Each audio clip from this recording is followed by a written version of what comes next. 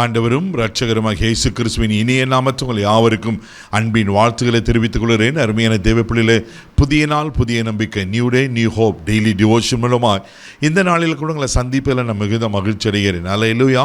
இன்றைக்கு கூட கர்த்தர் நமக்கு கொடுக்கிற வார்த்தை என்ன? நெகேமியாவின் தீர்க்கதரிசன புஸ்தகம் 2ஆம் அதிகாரம் 18வது வசனத்தை கூட நான் வாசிக்க கேட்போம். என் தேவனுடைய கரம் என்மேல் நன்மையாய் இருக்கிறதையும் ராஜா என்னோடு சொன்ன வார்த்தைகளையும் அவர்களுக்கு அறிவித்தேன். அப்பொழுது அவர்கள் எழுந்து கட்டுவோம் வாருங்கள் என்று சொல்லி அந்த நல்ல வேலைக்கு தங்கள் கைகளை திடப்படுத்தினார்கள். அல்லேலூயா. இங்க ரொம்ப அருமையான ஒரு சம்பவத்தை நாம் பார்க்கிறோம். நெகேமியா சொல்லுகிறார், எழுந்து கட்டுவோம் வாருங்கள் என்று சொல்லி அந்த நல்ல வேலைக்கு தங்கள் கைகளை திடப்படுத்தினார்களாம்.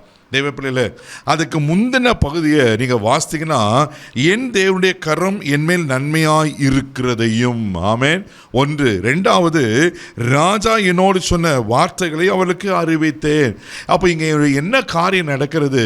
3வது வசனத்தை வாசிப்பீங்கன்னா அங்கே நன்றாக நம்மளுக்கு புரியும். வாசிக்க கேட்போம். ராஜாவை நோக்கி, ராஜா என்றைக்கும் வாழ்க, என் பிதாக்களின் கல்லறைகள் இருக்கும் ஸ்தலமாகிய நகரம் பாழானதும் அதன் வாசல்கள் அக்கினியால் சுட்டெரிக்கப்பட்டதுமாய் கிடக்கும் போது நான் துக்க முகத்தோடு இராதிருப்பது எப்படி என்றான். அல்லேலூயா. இங்க பாருங்க, நெகேமியா பார்த்து ராஜா ஒரு கேள்வி கேட்கிறார். என்ன கேள்வி கேட்கிறார்? 2வது வசனம் சொல்லப்பட்டிருக்கோம், நெகேமியாவே ஏன் முகம் துக்கமா இருக்கு? இங்க சொல்லப்பட்டிருக்கு, இது வியாதி கிடையாது, இது மனதின் துக்கமா ஒழிய வேறொன்றில்லை. ஏன் நீ துக்கமா இருக்கிற? பாருங்க, அப்போதான் நெகேமியா சொல்றாரு, ராஜாவே, என் அலங்கம் இடிக்கப்பட்டிருக்கிறது, என் ஸ்தலமாகிய பாழாக்கப்பட்டிருக்கிறது, இப்படிப்பட்ட சூழ்நிலையில் சுட்டெரிக்கப்பட்டிருக்கிறது, நான் எப்படி துக்கமாக இராமல் இருக்க முடியும்?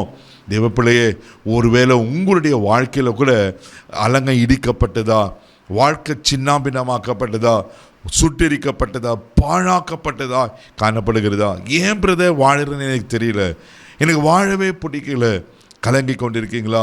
நான் எதிர்பார்க்க ஒன்றுமே நான் வாழ்க்கை நடக்கலை, எல்லாமே தீமையாக இருக்குது, ஏதோ 1-2 காரியம்னா பரவாயில்ல, என் வாழ்க்கை முழுவதுமாக மிஸ்டாக இருக்குது, குழம்பி இருக்கிறீங்களா? கண்ணீரோடு இருக்கீங்களா? நான் வாழ பிடிக்கல நினச்சிருக்கீங்களா? இன்றைக்கி பரிசுத்த ஆவியானவர் திட்டமாக அவங்களோட பேசுகிறார். தெய்வ பிள்ளையை சோர்ந்து போகாதுங்க. இங்கே சொல்லப்பட்டிருக்கு, பாருங்கள், என் பிதாக்களுடைய கல்லறை எப்படி இருக்கான், ஸ்தலமாக நகரம் பாழானதும் அக்கினியால் சுட்டெரிக்கப்பட்டதுமா இருக்குது. இப்போ இப்படிப்பட்ட சூழ்நிலையில் நான் எப்படி துக்கமாக இருக்க முடியும்? நான் துக்கமாக இராது இருக்க முடியும்? தேவ பிள்ளையே, உங்கள் வாழ்க்கையில் இருக்கிற இப்படிப்பட்ட துக்கமான அனுபவங்கள் இருந்துச்சுன்னா சோர்ந்து போகாதீங்க. அப்போ தான் அங்கே தொடர்ந்து வசனங்கள் அழகாக சொல்லப்பட்டிருக்கோம்.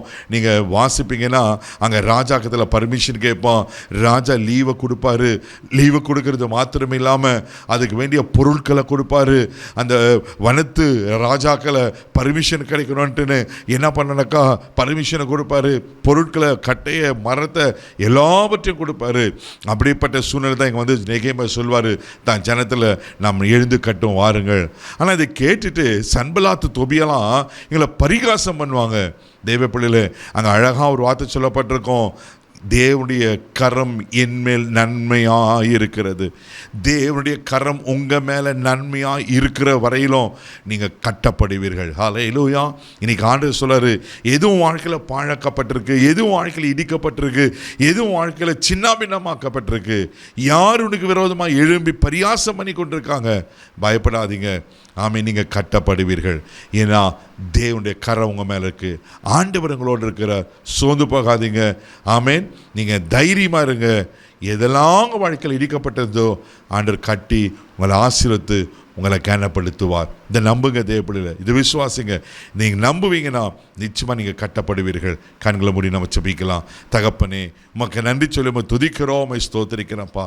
எழுந்து கட்டும் வாருங்கள் என்று சொல்லி நெகேமியா சொன்னது போல் அந்த பாழான நகரம் கட்டப்பட்டது போல் எங்கள் வாழ்க்கையில் எதெல்லாம் எதிர்பார்த்த நன்மைகள், ஆசீர்வாதங்கள் பாழாக்கப்பட்டதோ ஆண்டவரே, ஒரு பைசா மனம் இறங்கி இவங்களுக்கு அற்புதங்களை செய்யுங்கப்பா. கட்டப்படட்டுங்கப்பா, எங்கள் வாழ்க்கை கட்டப்படட்டும் ஆண்டவரே. உமக்கு ஸ்தோத்திரம். குடும்பம் கட்டப்படட்டும், நன்மைகள் கட்டப்படட்டும், சுகம் கட்டப்படட்டும். எல்லாம் ஆசீர்வதிக்கிற ஆண்டவரே, கிருபை ஒப்புக் கொடுக்கிறோம். இந்த நாள் முழுதும் கரம் எடுத்து நடத்தும், பாதுகாத்துள்ளோம். இயேசுவின் மூலம் ஜெபம் கேளும் பிதாவே, ஆமென். நீங்கள் கட்டப்படுவீங்க, தைரியமாக போங்க. God bless you.